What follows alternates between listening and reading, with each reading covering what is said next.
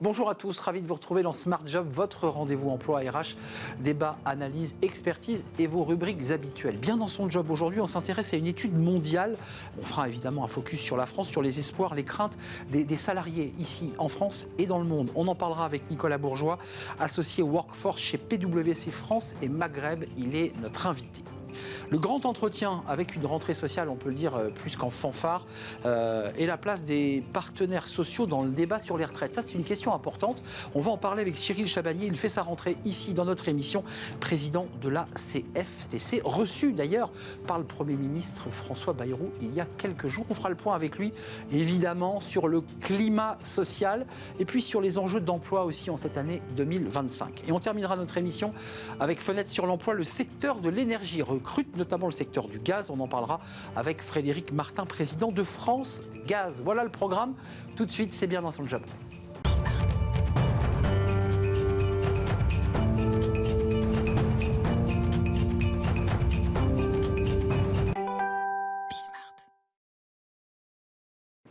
Bien dans son job pour peut-être avoir une photographie large des salariés en France et dans le monde. On accueille Nicolas Bourgeois. Bonjour Nicolas. Bonjour Arnaud. Ravi de vous accueillir, associé Workforce PwC France Maghreb, et vous portez une étude au nom anglais qui est une photographie, je dirais, de l'état d'esprit, de l'état de fatigue des salariés dans le monde, on peut le dire comme ça ? Ouais, de l'état d'esprit, pas forcément de la fatigue, parce qu'on a essayé, et c'est un petit peu ce qu'on essaye chez PwC, c'est d'être positif, d'être optimiste en cette rentrée un petit peu difficile, cette rentrée qui n'est pas simple, y compris sur le front de l'emploi. Et nous, on essaye plutôt d'inciter sur les éléments positifs. C'est une enquête qui, c'est ça, sonde les cœurs, sonde les têtes des salariés, essaye de regarder un peu finalement quelles sont leurs attentes, leurs craintes et leurs espoirs. Alors, on a beaucoup parlé sur ce plateau de la relation au télétravail, de tous ces sujets qui étaient un petit peu le corollaire du Covid. Là, dans l'étude, sort quelque chose qui est très nouveau et presque surprenant, c'est vous dites que les salariés considèrent qu'ils sont victimes ou subissent une augmentation de leur charge de travail. Oui. Quand on fait cette enquête tous les ans, nous on fait cette enquête tous les ans, il y a à peu près 50-60 000 collaborateurs dans le monde qui acceptent d'y répondre et 2500 en France. On voit des petits signaux faibles et on voit des choses qui bougent de 4-5 points d'une année sur l'autre. Là, c'est pas ça. Là, c'est 45% des salariés qui, d'une année sur l'autre, disent « ma charge a explosé ». 45%. Elle a explosé pourquoi ? Parce qu'effectivement, déjà, le thermomètre est très clair, mais la question, c'est pourquoi ? Et là, c'est des hypothèses. Et les hypothèses, c'est autour des réorganisations, sans doute, qui ont été mal digérées, des questions sur les arbitrages, sur la charge de travail, et donc le rôle des managers. Mais en tout cas, c'est quelque chose qui est effectivement assez inquiétant. Et vous avez raison de mettre le doigt dessus. Avant de parler de l'envie d'ailleurs des travailleurs, parce que des salariés, parce que ça aussi, l'étude le révèle, il y a aussi parfois une critique faite par les salariés sur le manque d'accompagnement. On vit des transfos, mais par contre, il n'y a pas la formation qui va avec, il n'y a pas l'accompagnement qui va avec. Oui, c'est très juste. En fait, les salariés, on leur pose une question très simple, c'est est-ce que vous avez envie de bouger, est-ce que vous avez envie de changer ? Et là aussi, c'est un élément d'optimisme. À 75%, ils disent, écoutez, moi, je ne suis pas au bout du chemin, je peux encore me transformer, évoluer, je suis prêt à changer de métier, de compétences, donc ça, c'est super. Par contre, quand on regarde, mais est-ce que l'organisation vous aide suffisamment pour cela ? Moi, je travaille au quotidien avec des directeurs et des directrices de ressources humaines. Et il faut qu'ils se bouchent les oreilles un petit instant, parce qu'effectivement, les collaborateurs disent non, l'entreprise ne nous aide pas suffisamment dans notre développement des compétences. Et un point, Arnaud, qui me semble important, c'est qu'en plus, ils disent vous êtes un peu inéquitable dans votre distribution d'efforts. Ils disent, en fait, la formation, vous les filez bien aux dirigeants, aux managers, etc. Mais nous, les non-managers, on n'en profite pas tant que ça. Donc vous dites, la formation va à ceux qui n'en ont pas le plus besoin. Oui, c'est ce qu'ils vous disent en tout cas. C'est ce qu'ils disent et c'est aussi quelque chose qu'on peut constater. L'effort est assez inéquitable dans un certain nombre d'entreprises et les salariés le ressentent comme ça. Il y a une forme d'élitisme sur ces sujets de développement, comme on dit, de développement RH, de développement des compétences que l'enquête met en évidence. Ouais. Vous l'avez évoqué, on dira un mot quand même de l'IA parce que c'est quand même le sujet qui impacte aujourd'hui les RH, les outils IA, même dans la manière de travailler, de recruter, même de prospecter. Mais quand même, l'envie d'ailleurs, c'est 28%. Là, c'est le volume mondial, c'est sur le plan mondial, c'est la proportion des travailleurs qui envisagent de quitter leur emploi dans les 12 prochains mois.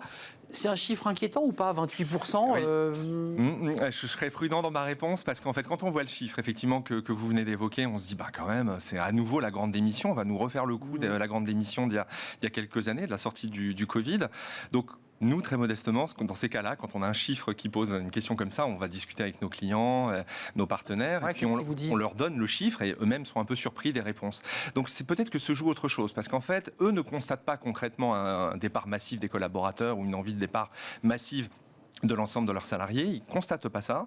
En revanche, peut-être, l'hypothèse, c'est une forme d'essoufflement, une envie d'autre chose et peut-être de pause. D'ailleurs, peut-être intimement lié à la charge de travail que vous évoquiez Exactement. dans l'étude. Donc ça veut dire qu'il y a une vraie réflexion. Un mot sur l'IA. L'IA impacte les organisations. Il y a beaucoup de use cases, beaucoup d'essais. Oui. Comment vivent les salariés cette technologie qui est déjà là, en fait? Les salariés, ils disent qu'ils sont prêts pour l'IA, globalement. Ils disent qu'ils sont tout à fait intéressés par cette technologie. Ils la connaissent d'un point de vue privé pour une partie d'entre eux, on est d'accord. On ne parle pas de tous les collaborateurs. Mais par exemple, pour les managers, les cadres, ils pratiquent l'IA dans un cadre perso, en demandant une aide sur des aspects administratifs, etc. C'est ludique, on va presque dans le ludique. Mais on retrouve un peu ce qu'on a connu si on était en activité dans les années 2000 avec Internet, c'est-à-dire qu'en fait, les usages domestiques se développent très fortement et les usages professionnels, pas nécessairement. Et c'est ça qu'ils disent. Ils disent, c'est un peu dommage parce que moi, je suis prêt, en tout cas, c'est ce qu'ils disent en France, mais les entreprises ne suivent pas. Et peut-être juste le point important là-dessus, c'est que la France est en décalage. Ouais. Les salariés français sont en décalage par rapport aux salariés d'autres pays, Italie comprise ou Angleterre, Allemagne. L'étude PwC, les salariés français accusent un retard dans l'adoption de l'IA générative. Vous nous dites, c'est pas parce que les salariés veulent pas ouvrir l'outil, c'est parce que les entreprises freinent un peu, sont un peu réticentes. Exactement. Même les collaborateurs disent que le premier impact de l'IA, ce sera sur leur propre efficacité. Alors peut-être faut-il qu'ils aient une réflexion sur l'impact sur l'emploi, j'oserais dire sur leur emploi, et une vraie réflexion de fond, mais c'est pas comme ça qu'ils prennent le sujet. Ils disent, ça va me permettre d'être plus efficace au travail. Moi, je suis chef d'entreprise, j'ai ces données-là, j'utilise l'IA comme un vrai moteur de ma transformation, parce qu'en plus, les collaborateurs sont plutôt en attente, et en attente critique vis-à-vis de ce que font les entreprises aujourd'hui. Merci Nicolas Bourgeois d'être venu nous rendre visite, nous éclairer sur cette étude mondiale avec un focus, on l'aura compris, Focus France, associé Workforce PwC France et Maghreb, avec cette étude évidemment qui est consultable sur le site de PwC. Merci et je vous dis à très bientôt parce que vous venez, je crois, assez régulièrement dans l'émission Smart Job. On tourne une page, le sujet intéresse tout le monde et on va accueillir évidemment quelqu'un qui compte dans le paysage social, c'est Cyril Chabagnier, le président de la CFTC, dans un contexte de débat politique, pour ne pas dire de crise politique, la place des partenaires sociaux dans ce débat des retraites, évidemment. On l'accueille, c'est le cercle RH, c'est le débat de Smart Job.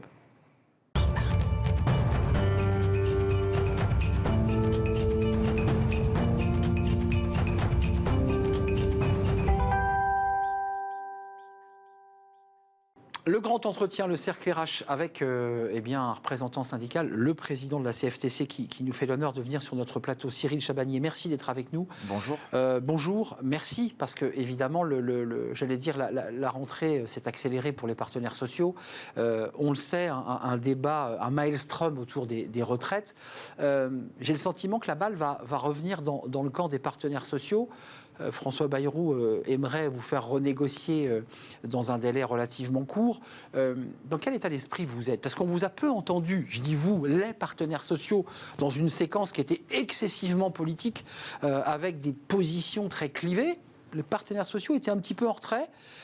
Vous avez été frustré pendant cette période ou pas d'abord? Non, on n'a pas été frustré parce qu'avec les différents gouvernements, la censure qu'il y a eu au niveau du gouvernement Barnier, évidemment qu'on était dans un moment très politique. Il fallait que le président de la République puisse trouver un nouveau Premier ministre, essayer de trouver des consensus ou des compromis qui permettent à celui de durer quelques mois supplémentaires. Et nous, on demande d'ailleurs, on a fait un courrier, les partenaires sociaux, hormis la CGT qui ne l'a pas signé, pour demander de la stabilité. Donc c'était un moment très très politique. Mais nous, notre discours n'a pas changé. On veut absolument revoir la réforme Borne qu'on trouve injuste. 64 ans, ça a été les manifestations pendant presque plus de 6 mois. Vous n'avez pas changé de point de vue à la CFTC. Non. On met par terre cette date butoir 64 ans. Oui, on met par terre le recul de l'âge et en tout cas les 64 ans pour tout le monde parce qu'on pense qu'il y a d'autres moyens de financement à la CFTC pour permettre d'avoir un régime mieux équilibré, même si pour nous on n'arrivera jamais à un équilibre du système tant qu'on ne change pas complètement de système de retraite. Et j'ai encore dit au gouvernement cette semaine que qu'on souhaitait absolument essayer de reprendre et continuer la mise en place d'un système universel par point. Mais ça demande des négociations longues, donc ça demande du moyen terme. Et là, sur le court terme, on sait qu'on va devoir aménager la réforme précédente. Pour ceux qui ont 40 ans et plus reçoivent leur document retraite, donc, on a déjà des points, puisqu'on calcule un montant de points et on nous dit, voilà, en fonction de vos points, vous êtes d'accord avec ça? Oui, on a déjà un début de retraite. Mais c'est pas un système universel par points. On a toujours aujourd'hui 42 régimes de retraite. Ça, c'est vrai. Ce qui est complètement dingue. Donc ça veut dire qu'il faut unifier le régime pour accéder à la réforme par points que vous portez. Oui, parce que c'est pas qu'une réforme par points, c'est un régime universel par point. Donc qui dit universel dit un régime unique, ou en tout cas, parce que le régime unique pourrait peut-être poser certaines difficultés, de passer peut-être de 42 régimes à 2-3. On pourrait imaginer un régime privé, un régime fonctionnaire, public. Voilà. Donc ça, c'est encore à discuter. Mais nous, dans l'idéal, on veut aller vers un seul régime, un régime universel. Vous évoquez, j'imagine que vous l'avez porté lorsque François Bayrou a reçu les partenaires sociaux il y a quelques jours, cette retraite par point. Puis j'ai lu aussi que vous évoquiez quand même une augmentation des cotisations. Vous dites on peut aller chercher 80 milliards, si j'ai bien lu, sur des cotisations. Oui ou non? Vous confirmez ça? On augmente les cotises ou pas? Non, c'est pas... Éclairez-nous sur ce sujet. C'est pas ce qu'on a dit. On dit deux choses sur le financement. Premièrement, on dit qu'il y a 80 milliards d'euros d'aide publique sociale et 80 milliards... À destination des entreprises. Des entreprises. Et 80 milliards d'aide publique fiscale. Moi, je cumule pas les deux parce que c'est pas tout à fait la même chose. Je dis simplement au Premier ministre et à l'ensemble du gouvernement que si par un audit, on déterminait ensemble qu'on a serait-ce que 10% d'aides qui ne sont pas efficaces, ça veut dire quand même que je laisse 90% aux entreprises. Donc, je ne crois pas vraiment être anti-entreprise. Donc, si on faisait 10% côté fiscal, 10% du côté social, c'est 2 x 8, ça fait 16. On a mis pour 10-12 milliards d'économies des millions de gens dans la rue pendant des mois. Puis, il y a des niches fiscales et sociales qu'il faut revoir. On a des aberrations au niveau de taux préférentiels de la TVA. Je vous en prends qu'un pour l'exemple, mais je ne sais pas si vous savez, si les auditeurs savent, mais nous avons une TVA préférentielle pour les sodas, pour les boissons sucrées. On ne peut pas dire que c'est un problème pour la santé et avoir une TVA préférentielle pour les sodas. Ça, c'est le lobbying bien fait à l'Assemblée nationale. Voilà, et il y a des tas d'exemples comme ça. Vous avez une TVA préférentielle pour la jardinerie, les femmes de ménage, mais qui ne concerne que des personnes qui peuvent avoir un jardinier ou une femme de ménage privée. Donc, vous voyez, je pense qu'il n'y a pas besoin d'avoir une TVA préférentielle. Ils en appliquent la TVA normale. Toutes ces anomalies pour nous... ces niches, on peut les toutes ces niches sociales et fiscales, on est à peu près à 15 milliards quand on les recense. Donc il y a d'autres moyens de financement. Le déficit, il est là. Il y a un peu plus de 6,5 milliards de trous. On a un fonds de réserve, nous dit-on, de 20 milliards qu'on peut évidemment ponctionner. Imaginons que vous vous remettiez autour de la table avec les partenaires sociaux volontaires. Ça veut dire vous, ça veut dire quoi? La CFDT, ça veut dire la CFE-CGC, la CGT déjà hors jeu? Écoutez, on verra.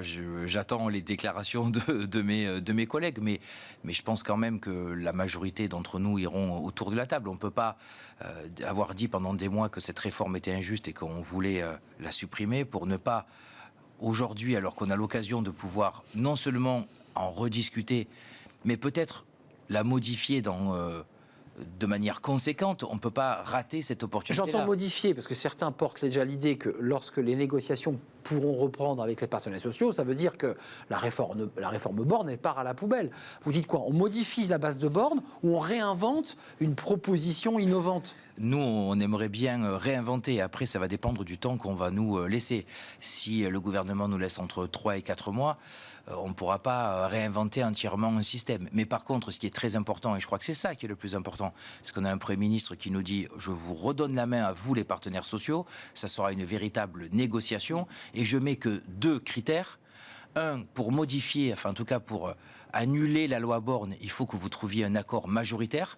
Donc si on trouve un accord majoritaire, ça veut dire que c'est un annul et remplace de la réforme Borne. Donc c'est une abrogation à terme de la réforme d'Elisabeth Borne, qui passe par un nouvel accord qui sera transposé. Et la deuxième chose qui nous dit, c'est vous pouvez parler de tous les sujets, y compris l'âge des 64 ans, mais par contre, il ne faut pas aggraver les déficits de la retraite, ce qu'on peut entendre quand même. Justement, le syndicaliste que vous êtes à la tête de la CFTC, vous êtes un capteur, les syndicats sont un capteur de la situation de l'emploi et du monde du travail en France.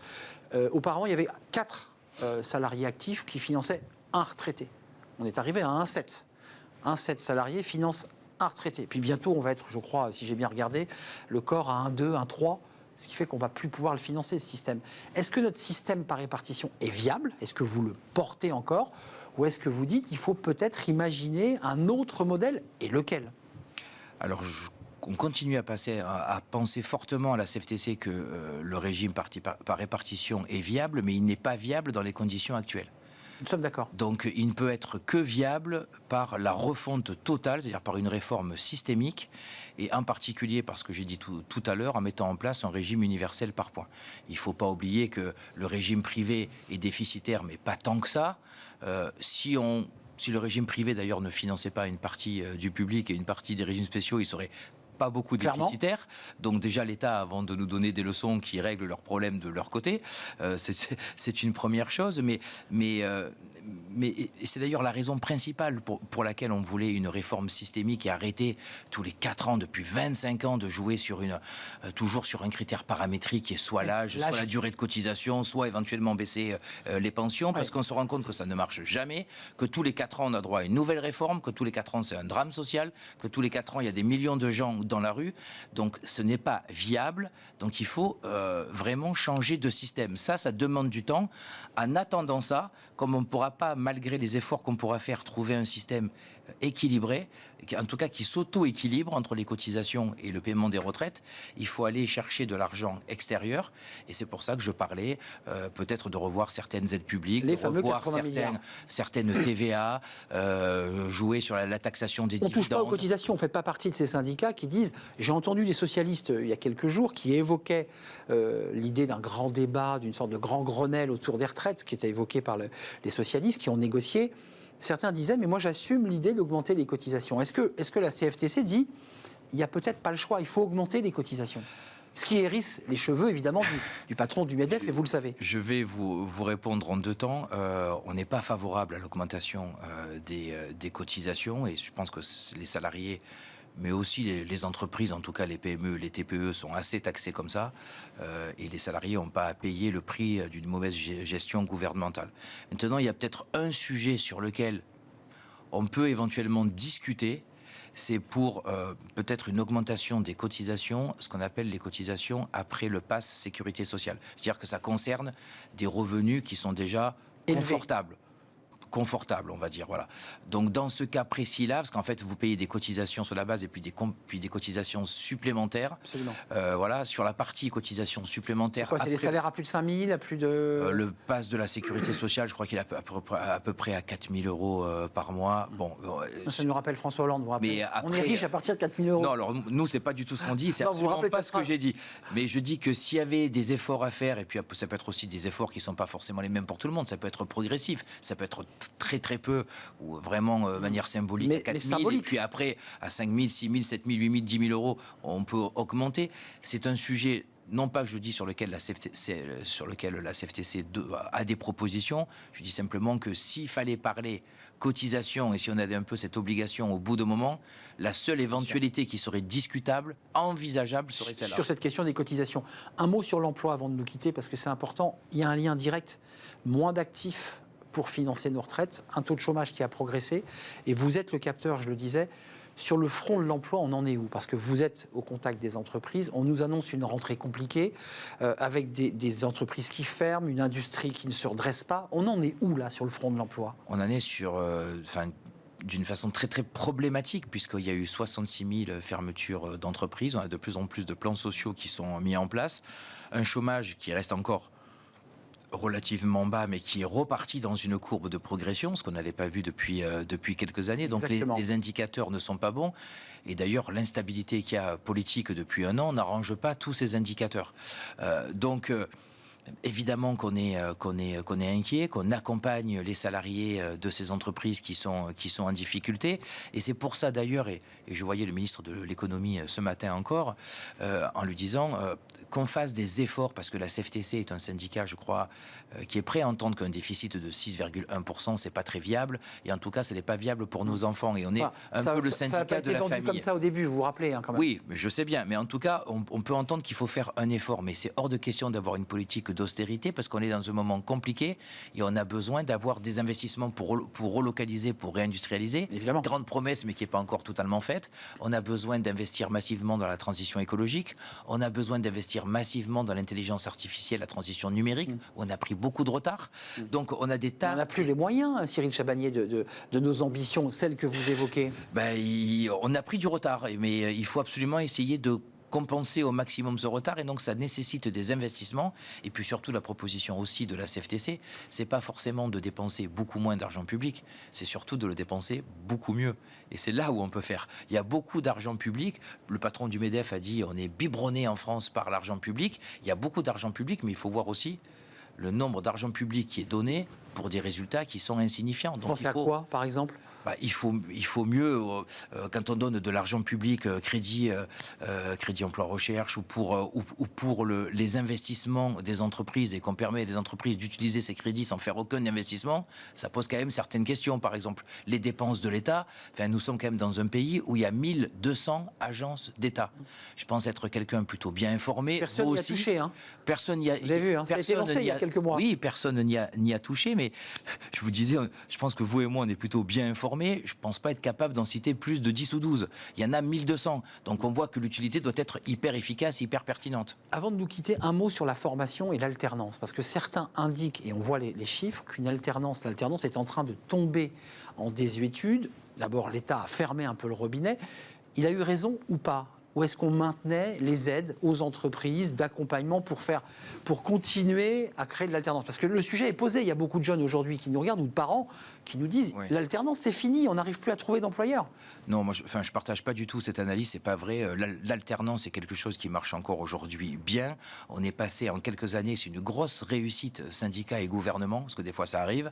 On est passé de 2 à 300 000 à près de 800 millions d'alternants. Ça continue à être plutôt... ça baisse, hein. Ça baisse, mais ça continue à être des chiffres très élevés, donc ça marche encore, et c'est très important que ça continue à marcher. Mais en maintenant les chiffres... Après, nous, on était favorables à ce que les aides qui étaient accordées soient revues à la baisse. On a fortement aidé. On a proposé que de 6 000 euros d'aide à l'entreprise pour l'alternance, ça passe à 4 000 euros. Ça a été accepté d'ailleurs par le patronat.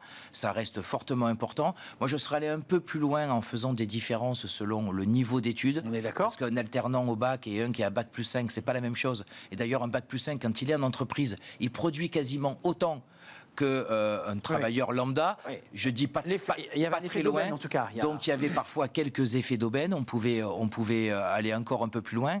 Mais l'alternance, on continue à dire que c'est quelque chose de très important. Les grandes écoles, ils ont autant aujourd'hui de personnes qui vont en alternance que le cursus traditionnel, ce qui montre bien qu'on a réussi le pari de redorer le blason de l'alternance. Et je crois que l'aide, elle reste quand même assez conséquente. 4 000 euros d'aide pour un alternant qui est souvent quasiment 3 semaines par mois dans l'entreprise et qui produit souvent, il a quasiment la même productivité qu'un salarié l'entrepreneur s'y retrouve encore. Plus traditionnel, l'entrepreneur s'y retrouve. Merci Cyril Chabagnier d'avoir fait un détour par les studios et l'émission Smart Job, président de la CFTC, et vous serez parmi d'autres représentants syndicaux probablement en première ligne. Autour de la table, je crois, dès la semaine prochaine, je crois encore. J'en ai bien peur, dans une négociation flash pour repenser, mais capital, mais essentiel évidemment pour l'avenir de nos retraites. Merci à vous. Merci de nous avoir rendu visite. On termine notre émission avec Fenêtre sur l'emploi, avec un focus sur un secteur qui recrute, le secteur du gaz. On en parle avec le président de France Gaz.